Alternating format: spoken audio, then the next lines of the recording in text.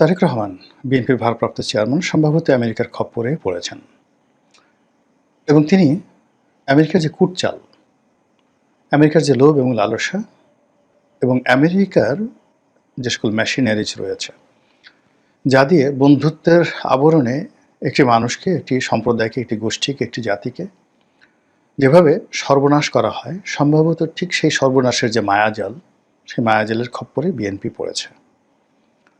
এবং এটা বিএনপির জীবনে নতুন কিছু নয়। বিএনপির যত দুর্ভোগ, যত দুর্দশা, প্রায় সব কিছুর মূলেই রয়েছে বিদেশ নির্ভরতা এবং বৈদেশিক কূটনীতি সুন্দরভাবে তারা হ্যান্ডেল করতে না পারার কারণে বিএনপি এ যাবৎকালে প্রতিষ্ঠার পর থেকে, অর্থাৎ শহীদ প্রেসিডেন্ট জিয়াউর রহমানের হত্যাকাণ্ড এবং আজ অবধি যা কিছু বিএনপির দুর্বলতা সব কিছুই ঘটেছে এই বিএনপির যে আন্তর্জাতিক রিলেশন, ফরেন রিলেশন, সেই রিলেশনগুলো তারা রীতিমতো হ্যান্ডেল করতে না পারার কারণে। মূল ব্যাপার হলো যে বিদেশি রাষ্ট্র সাধারণত যেভাবে কাজ করে, আপনি যদি ধরুন লরেন্স অফ অ্যারাবিয়া প্রথম মহাযুদ্ধে অটোম্যান সাম্রাজ্যকে, যাকে বলা হয়, পরাজিত করার জন্য মক্কা, মদিনা, সিরিয়া, লেবানন এই অঞ্চলে ব্রিটিশ প্রভুত্ব কায়েম করার জন্য এবং বেলফোর ডিক্লারেশন থেকে শুরু করে অন্য যে সকল আন্তর্জাতিক, যেমন বার্মা অ্যাক্টের মতো এরকম যে সকল মধ্যপ্রাচ্য কেন্দ্রিক যে সকল মাস্টার প্ল্যান ছিল, তা বাস্তবায়ন করার জন্য 100 বছর ধরে ইউরোপ এবং আমেরিকা সেখানে গুটির চাল চেলেছে।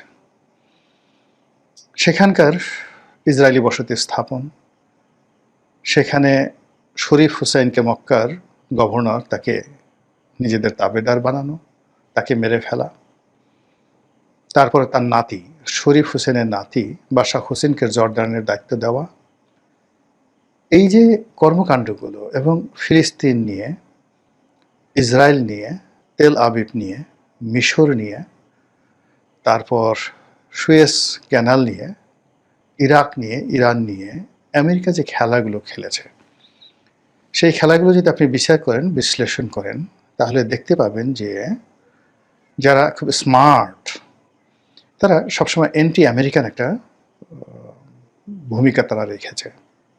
অনেকে আমেরিকার হাতে অনেকের পরাজয় হয়েছে, কিন্তু ক্ষমতায় আরোহণ করার জন্য কেউ কখনো আমেরিকার হাত ধরে ক্ষমতায় আসেনি।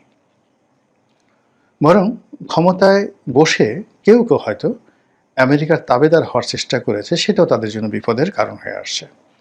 সাদ্দাম হোসেন, তারপর গাদ্দাফি, আয়াতুল্লাহ খামেনি, তারা কেউ জনাব তারেক রহমান বা বিএনপির মতো করে আমেরিকার, যাকে বলা হয়, মানে তাবেদার হয়ে রাষ্ট্র ক্ষমতায় আসেননি।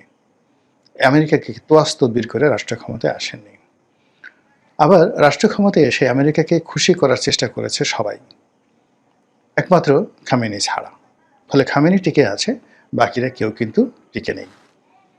একেবারে সাম্প্রতিক সময় যদি দুজন লোককে ধরেন, বাশার আল আসাদ রাশিয়ার তাবেদার ছিলেন, তো সেই রাশিয়া সর্বোচ্চ চেষ্টা করেও তাকে টেকাতে পারেনি। এবং এই মুহূর্তে সিরিয়ার যিনি প্রেসিডেন্ট আল সারা, তিনি সারাটা জীবন আমেরিকার বিরুদ্ধে লড়াই করেছেন এবং আমেরিকার হাতে গ্রেপ্তার হয়েছেন, আইএসের বিরুদ্ধে লড়াই করেছেন, বাশারের বিরুদ্ধে লড়াই করেছেন, সিরিয়ার, তারপরে তুরস্কের বিরুদ্ধে লড়াই করেছেন। সবার বিরুদ্ধে লড়াই করে তিনি তার আপন শক্তিতে যখন ক্ষমতায় বসেছেন, অমনি ইসরায়েল বন্ধুত্বের হাত বাড়িয়ে দিয়েছে, সৌদি আরবিয়া বন্ধুত্বের হাত বাড়িয়ে দিয়েছে, এবং সঙ্গে সঙ্গে ডোনাল্ড ট্রাম্প, যাকে বলা হয়, বন্ধুত্বের হাত বাড়িয়ে সিরিয়ার উপর থেকে সকল নিষেধাজ্ঞা তুলে নিয়েছে।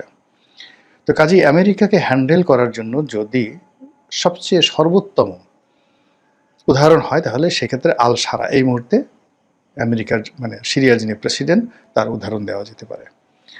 কথাগুলো বললাম এই কারণে যে জনাব তারেক রহমান এবং বিএনপি এই জুলাই আগস্ট বিপ্লবের পর বা শেখ হাসিনার পতনের পর তাদের জন্য যে একটা অমিত সম্ভাবনা তৈরি হয়েছিল, সেই সম্ভাবনাগুলো তারা ব্রিটিশ রাষ্ট্রদূত, মার্কিন রাষ্ট্রদূত, তারপর ডক্টর মোহাম্মদ ইউনূসের প্রেস সেক্রেটারি, মানে হাসনাত, সার্জিস কিংবা জামাতকে ভয় পাওয়া, এই পুরো জিনিসগুলোর মধ্যে নিজেদেরকে এতটা হযবরলভাবে জড়িয়ে ফেলেছেন যে সত্যিকার অর্থে বিএনপি যে কী চায়, বিএনপির কী করা উচিত, তার একটি জিনিসও বিএনপি এখন পর্যন্ত শুরু করতে পারেনি। কিন্তু ইতিমধ্যে যা সর্বনাশ হওয়ার আলটিমেটলি তা কিন্তু হয়ে গেছে। বাংলাদেশে কখনোই কোনো বিদেশি তাবেদার শক্তি কখনো কাউকে ক্ষমতায় বসাতে পারেনি। বিদেশি তাবেদার শক্তি যেটি করেছে সেটি হলো ক্ষমতার থেকে অনেক সম্ভাবনাময় অনেককে ক্ষমতা থেকে বিচ্যুত করেছে। যেমন সৈয়দ আবুল হোসেনের মতো একজন প্রজ্ঞাবান মন্ত্রী বিদেশি চক্রান্তে, বিশ্বব্যাংকের চক্রান্তে, আমেরিকার চক্রান্তে তাকে চলে যেতে হয়েছে। শেখ হাসিনাকে ক্ষমতা হারাতে হয়েছে, বঙ্গবন্ধুকে মরতে হয়েছে, জিয়াউর রহমানকে মরতে হয়েছে বিদেশি চক্রান্তে। কিন্তু যারা ক্ষমতায় এসেছে, বলতে গেলে এরশাদ সাহেব এবং 111-এর মঈনুদ্দিন ফখরুদ্দিন ছাড়া অন্য কেউ কখনো বিদেশি মদদে ক্ষমতায় আসেননি। তাদের পিছনে বিদেশি মদদ ছিল। হয়তো এখন এই যে ডিপ স্টেটের কথা বলা হচ্ছে, এখন এদের অনেকের বিরুদ্ধে বলা হয় যে বিদেশি মদদ আছে, কিন্তু মূল ব্যাপার হলো যে প্রকৃতি ঘটনাটা ঘটিয়ে দিয়েছে। এখানে বিদেশের কোনো হাত ছিল না। কিন্তু বিদেশিরা বিভিন্ন গ্রুপের সাথে যে যোগাযোগ রক্ষা করেছে, এর মধ্যে সবচেয়ে সংগঠিত যে গ্রুপটি ছিল তারাই এই সুযোগটা নিতে পেরেছে, বাকিরা নিতে পারেনি, এই যে, আর কিছু না। তো কাজেই ক্ষমতায় আসাটা আসলে কখনো বিদেশিদের উপর নির্ভর করে না, কিন্তু ক্ষমতার থেকে চলে যাওয়াটা প্রায় বিদেশিদের উপর নির্ভর করে। এটা এখন নয়, সেই প্রাচীন যুগ থেকেই। ক্ষমতায় বসার পর আসলে বিদেশিদের খুব বেশি দরকার, কিন্তু ক্ষমতায় যাওয়ার জন্য আসলে কখনো বিদেশি সহযোগিতা একদম দরকার হয় না। ধরুন এখন ডক্টর মোহাম্মদ ইউনূস ক্ষমতায় আছেন, তাকে এই ক্ষমতায় যদি টিকে থাকতে হয় তাহলে আপন শক্তিমত্তায় টিকে থাকতে হবে। আর তিনি যেভাবেই ক্ষমতায় আসছেন না কেন, ক্ষমতা থেকে যদি তাকে চলে যেতে হয় তাহলে বিদেশি শক্তিগুলো এখানে অনেকটা নিয়ামক ভূমিকা পালন করবে। আগামীতে বিএনপি, আওয়ামী লীগ, এই দুটো দলের যারাই ক্ষমতা আসুন না কেন, আপন শক্তিমত্তা দ্বারা, কৌশল দ্বারা তাদেরকে ক্ষমতায় আসতে হবে। এটাই বাস্তবতা। তো সেই দিক থেকে সেই একজন মার্কিন রাষ্ট্রদূত তিনি লন্ডনে গিয়ে তারেক রহমান সাহেবের সাথে দেখা করবেন, তারপরে তাকে একটা গ্রিন সিগন্যাল দিবে। এই গ্রিন সিগন্যালের প্রেক্ষিতে প্রার্থী সিলেকশন হবে, তারা গিয়ে ভোট করবেন, ভোটের পরে নির্বাচিত হবেন। তারেক রহমান সাহেব বাংলাদেশে নির্বাচনের আগে আসবেন, পরে আসবেন, এটা কোনোদিন হবে না। এর কারণ হলো তারেক রহমান সাহেবের সঙ্গে বিএনপির সঙ্গে আমেরিকার যে একটা ধারাবাহিক সম্পর্কটা রয়েছে, বিশেষ করে 2001 সন থেকে আজ অবধি 25 বছর, সেই সম্পর্কের কোন জায়গাটি আপনি একটু বলেন তো সালাউদ্দিন সাহেব, মির্জা ফখরুল সাহেব কিংবা তারেক রহমান সাহেব কিংবা তার পররাষ্ট্র উপদেষ্টা যারা আছেন সকলের কাছে আমার প্রশ্ন যে গত 25 বছরে আমেরিকার সঙ্গে আপনাদের এমন কি বন্ধুত্ব আছে, এমন কি সম্পর্ক আছে যার ভিত্তিতে আপনি তাদেরকে বিশ্বাস করতে পারেন? কিচ্ছু নেই। অধিকাংশ আমেরিকা এবং কানাডাতে 2001 থেকে 2006 সনের যে শাসনকাল, বিএনপির শাসনকাল, সেই পুরো শাসনকালকে একটি নেতিবাচক শাসনকাল, একটি দুর্নীতির শাসনকাল। হাওয়া ভবন এবং তারেক রহমান সম্পর্কে যে নেতিবাচক দলিল দস্তাবেজ মার্কিন স্টেট ডিপার্টমেন্টে আছে, সিআইএতে আছে, পেন্টাগনে আছে, তাদের যে গবেষণা প্রতিষ্ঠানগুলো, সেটা ইউএসএআইডি পরিচালিত হোক কিংবা উইলসন সেন্টার হোক, সেখানে যে ব্ল্যাক লিস্টেড নামগুলো রয়েছে বিএনপির, সেইগুলো কাটানোর জন্য লবিস্ট নিয়োগ করে সেগুলোকে হোয়াইট করে যদি তারেক রহমান সাহেব মানে ওয়াশিংটনে গিয়ে, আমেরিকাতে গিয়ে ওখানে হোয়াইট হাউসে ঢোকার মতো একটা সুযোগ পেতেন, আহ্বান পেতেন, তাহলে বোঝা যেত যে আমেরিকার সঙ্গে বিএনপির একটা বন্ধুত্ব হতে পারে। আদারওয়াইজ বিএনপি যখনই তারেক রহমান সাহেবের সঙ্গে বৈঠক করতে যাচ্ছে, আবার আমেরিকা যখনই বিএনপির সঙ্গে বৈঠক করতে যাচ্ছে, আবার তারেক রহমান সাহেব যখন আমেরিকার কোনো রাষ্ট্রদূতের সঙ্গে বৈঠক করতে যাচ্ছে, বিএনপির কোনো নেতৃবৃন্দ যখন যাকে বলা হয় সেই আমেরিকান কোনো রাষ্ট্রদূতের সঙ্গে বৈঠক করতে যাচ্ছেন, এটা অবস্থার দৃষ্টি মনে হচ্ছে যে মহাকাশের এক একটা বিন্দুতে এক একজন মানুষ বসে আছে এবং তাদের মধ্যে কোনো মাধ্যাকর্ষণ বা মহাকর্ষণ সম্পর্ক নেই। তিনি বিদেশে বসে স্কাইপেতে কথা বলছেন নেতাকর্মীদের সঙ্গে। আবার নেতাকর্মীরা অনেকে অতি উৎসাহী হয়ে লন্ডনে গিয়ে তার সঙ্গে দেখা করছেন। তিনি বাইরে কোনো হোটেলে, কোনো রেস্টুরেন্টে, কোনো কাফেতে বা কোনো যাকে বলা হয় ওই যে রাস্তার পাশে যে টং ঘরের যে দোকানগুলো থাকে, পাব বলা হয়, ইংল্যান্ডে পাব বলা হয়, সেই পাবের বসে তিনি আলাপ আলোচনা করছেন খুব ক্যাজুয়াল ড্রেসে। বিশ্বাস করেন এতে করে নেতাকর্মীদের সাথে সম্পর্ক তৈরি হয় না। দেখলাম খন্দকার মোশাররফ সাহেবের মতো মানুষ ইংল্যান্ডে গেছেন এবং সেখানে একটা ছবি আসছে। দুজনের আই কন্ট্যাক্ট, দুজনের বডি ল্যাঙ্গুয়েজ দেখে মনেই হয়নি যে এদের মধ্যে আসলে কোনো সম্পর্ক আছে। যদি এমন একটা দৃশ্য দেখতে পেতাম যে তারেক রহমান সাহেবের বাসায় অনুষ্ঠান হচ্ছে, এক টেবিলে বসে খাচ্ছেন। ইভেন বাংলাদেশে কালচার তো আছে। দেখুন কোনো একটা ডিল হয়নি, কিন্তু 2006 সনে তারেক রহমান সাহেব একবার এরশাদ সাহেবের বাসায় গিয়েছিলেন।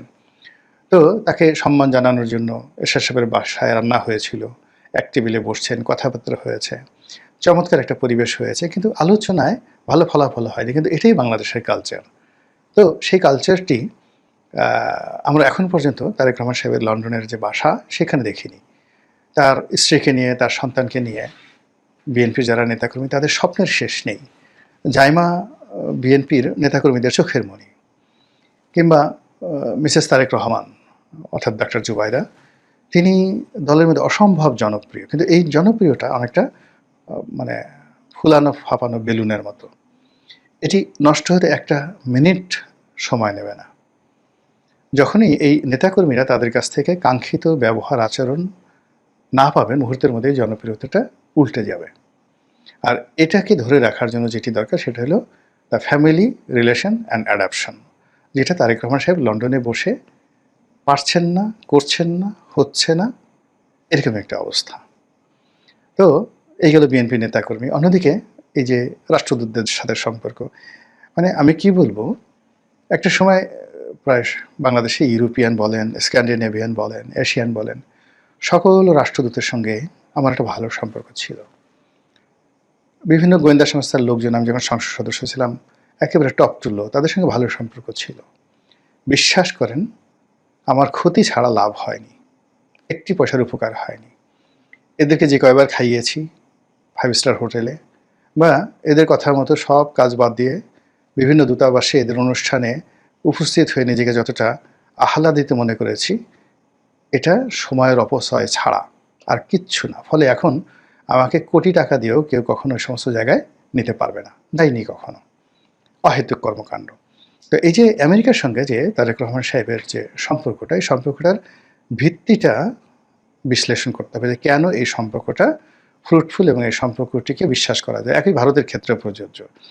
যেখানে কোনো রুট নেই, কোনো রিজন নেই, কারণ নেই, সেখানে রাতারাতি এই সম্পর্কটা হবে না।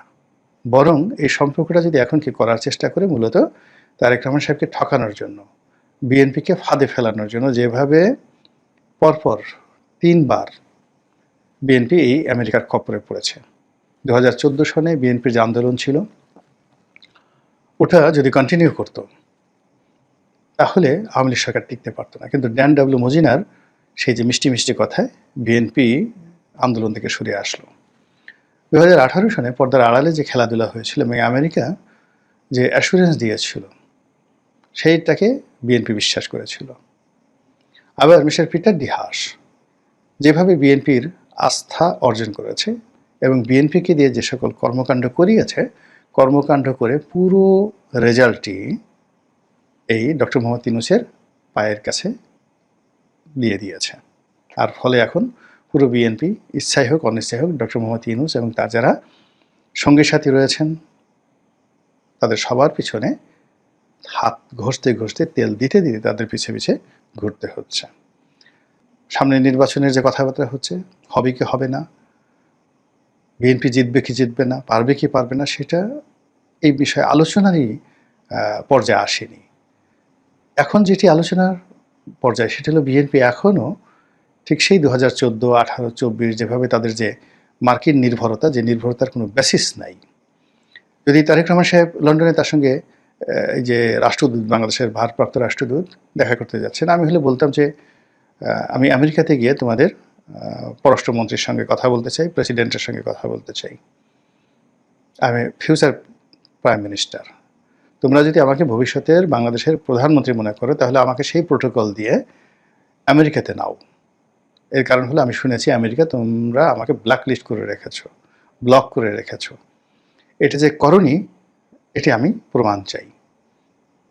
তো এরকম যদি একটা বক্তব্য হতো, কথাবার্তা হতো, তাহলে সেক্ষেত্রে তার মধ্যে যে স্টেটসম্যানশিপ বা রাষ্ট্রনায়কোচিত যে গুণাবলী রয়েছে সেটি প্রকাশিত হতো। তা না করে বাংলাদেশের একজন ভারপ্রাপ্ত রাষ্ট্রদূত তিনি সেখানে গেলেন না, তার সঙ্গে দেখা করলেন, কথাবার্তা হলেন, আর সেই আনন্দে বিএনপির লোকজন সেই বগল এমনভাবে বাজানো শুরু করলো এবং সেই বিভিন্ন শোরুমে গিয়ে কোর্ট স্যুট টাইয়ের অর্ডার দিয়ে কে কোন মন্ত্রণালয়ে পাবেন সেই আনন্দে তারা নাচতে শুরু করলো।